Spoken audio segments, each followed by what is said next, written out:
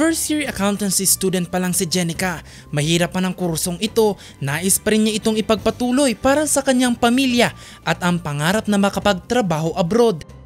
For better future na din po. Si Lorna naman, pangarap na makapag-aral ng vocational course sa ibang bansa. Malayong malaki kasi ang oportunidad kung magkataong matapos ito ang napiling kurso, partikular na ang culinary. Dito po kasi sa Pilipinas, nandun na po tayo, mababa po yung sahod dito. Mas malaki sa ibang bansa. Dadalhin kong pera sa anak ko, sa pamilya ko. Ang mga katulad ni Jenica at Lorna ang nais matulungan ng Signet Institute of Australia.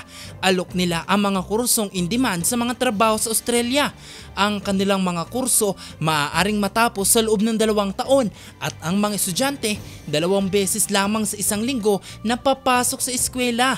Alok nila ang scholarship, pagpoproseso ng mga immigration documents at iba pa para sa kanilang mga estudyante. Easiest pathway kasi para makapag-start ka sa Australia is for you to be a student.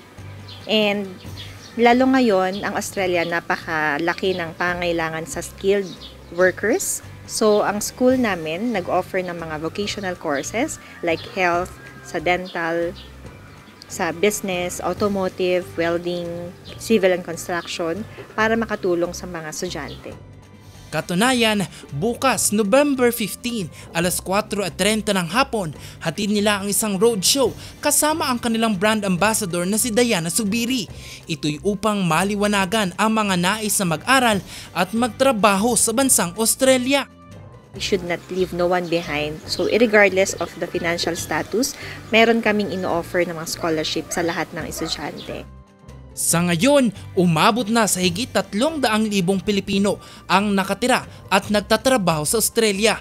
Hangad ng institusyon na maihatid ang kalidad at abot-kayang edukasyon para sa mga Pilipinong nangangarap na makapunta sa Australia. Hello guys, this is Diana Zubiri in behalf of Signet Institute of Australia.